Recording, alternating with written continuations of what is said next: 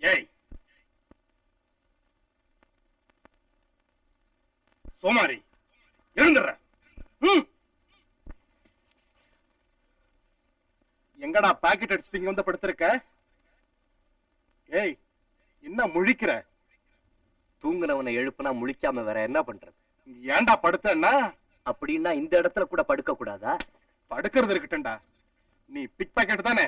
இல்ல, empty packet. போய் எங்க?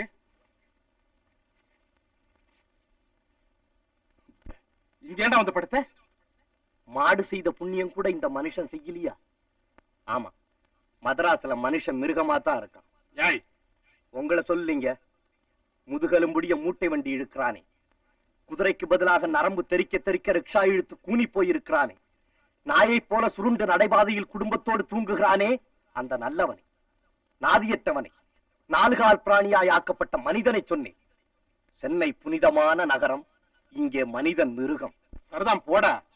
மெட்ராஸுக்கு நீ மேயரா வர்ற காலத்துல மிருகத்தெல்லாம் மனுஷனாக்கலாம். ஏன், இப்பவும் எத்தனையோ மிருகங்கள் மனுஷ உருவத்துல தானே இருக்கு.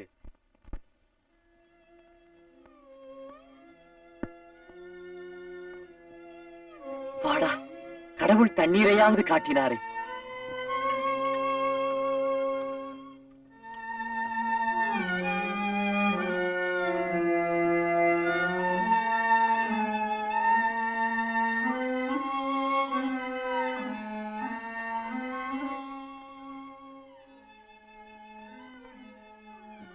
பராசக்தி, உன் மகனின் கதியை பார்.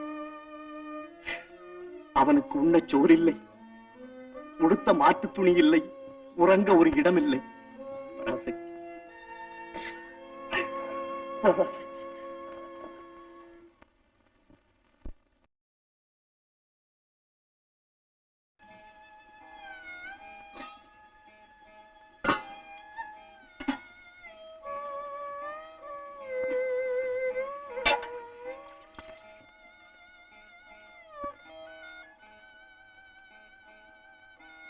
இன்னையோட 3 ரூபாய் ஆச்சு.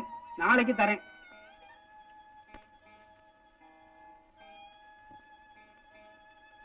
கல்யாணமா?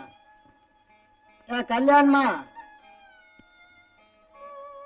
நல்லா இருக்குது. நீ வியாபாரம் பண்ற லட்சணம். பிடிக்க வயலன்னா ஏமா கடன் வாங்க? இன்னும் 2 நாள் பொறுத்துக்குங்க. வாடிக்கைக்காரங்க பணம் வந்ததும். அதெல்லாம் முடியாதுமா. பணத்தை வச்சுட்டு வேற வேலை பாருமா. யார் நீ? இங்கதான் இறைச்சல். பெரிய மனுஷன் நிக்கிறது கண்ணு தெரியலையோ? மாஸ்டர் ரோஜி மகாராஜ். மாஃப் கரோஜாவது மண்ணாங்கட்டி கரோஜாவது. எவ்வளையா தரணும்? 10 ரூபாய்ங்க. அண்ணா, நீங்க தர வேண்டாம். பரவாயில்ல கல்யாணி, போயா.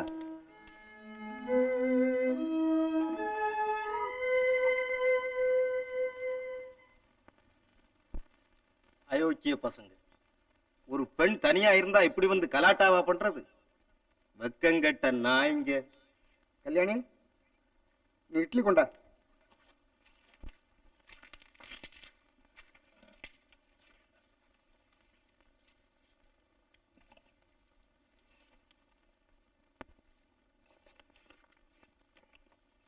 ஏன் கல்யாணி, இந்த மாதிரி தரம் தெரியாதவங்கிட்ட எல்லாம் ஏன் கடனை வாங்குற?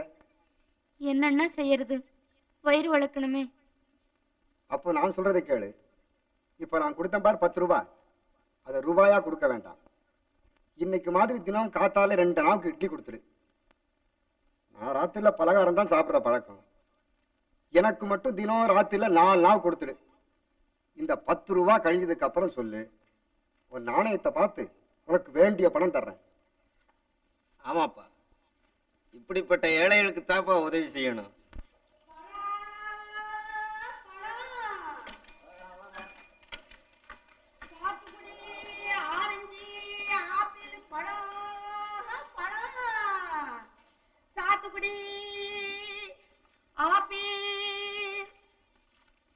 ஏன்பா பழம் வாங்கல? வேண்டாமா, காசு இல்ல. காசு இல்லையா? சரிதான், இந்த பாரு, இத பாத்துக்கா.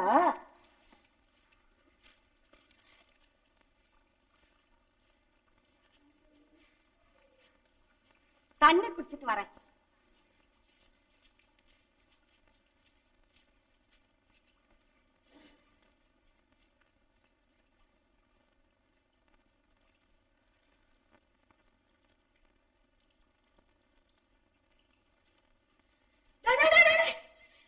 ஏண்டா என் பழச எடுத்த? பசி கொடுமைம்மா. பசிக்குதுன்னா திருடியா திங்க சொல்லுது. பாழா போறவனே, நான் பாடுபட்டு பங்கம்பட்டு ஏதோ தெரு தெருவா திரிஞ்சு 4 காசு சம்பாதிக்கிறேன். அத பறிக்க வந்துட்டாடா பாவி பையல. உன்னை தெய்வம் தானா கேட்கணும்? அவர் கேட்கலையம்மா என் வேதனை குரல. அவர் மனசுதான் கல்லா போச்சு. என் பழமெல்லாம் மண்ணா போச்சடா. எந்த மாரியம்மன் கோயில மண்ணை வாரி இறப்பேன். டேய், மரியாதையா பழத்துக்குள்ள பணத்தை குடுக்கறியா இல்ல பல்ல உடைக்கட்டுமா? உன் மகனா இருந்தா மன்னிக்க மாட்டியா? ஒரு காசு கூட கிடையாது. வேணும்னா அந்த பழத்தை எல்லாம் நானே கூலி இல்லாம சுமந்து வித்து கொடுக்கறேன். வித்தா குடுக்கற நீ வீணா போறவன மூஞ்ச பாரு.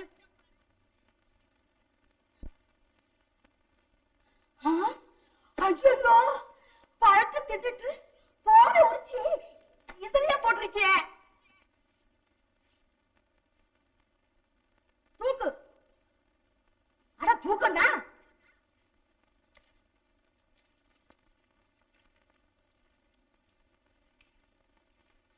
சாத்துக்குடி.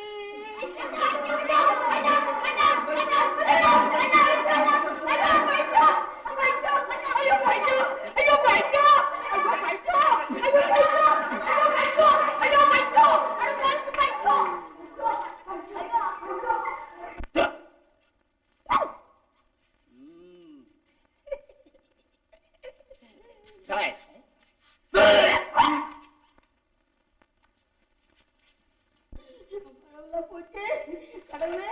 யாரும் கையா தூக்கியா யாரும் நான் போட்டா பரத்துக்குள்ள. சாத்துக்குடி சாத்துக்குடி.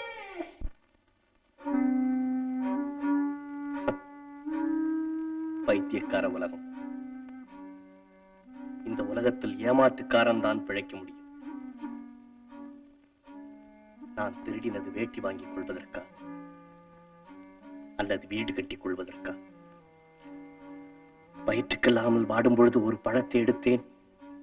அதற்கு பரிசு அடி உதை. பைத்தியக்காரன் ஒரு சீப்பு பழத்தை திருடுகிறான். உலகம் அவனுக்கு பயப்படுகிறது, அவனை மன்னித்து விடுகிறது. சரி, இனி நாமும் வேறு வழியை கையாண்டால் தான் பிழைக்க முடியும்.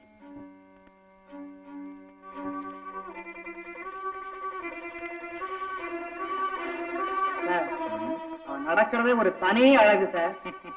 இந்த மாதிரி உருப்படி நம்ம கிடைக்கணுமே மிஸ்டர். எல்லாம் பணம் செலவு பண்ணா கிடைக்கும் சார். கிடைக்குமா?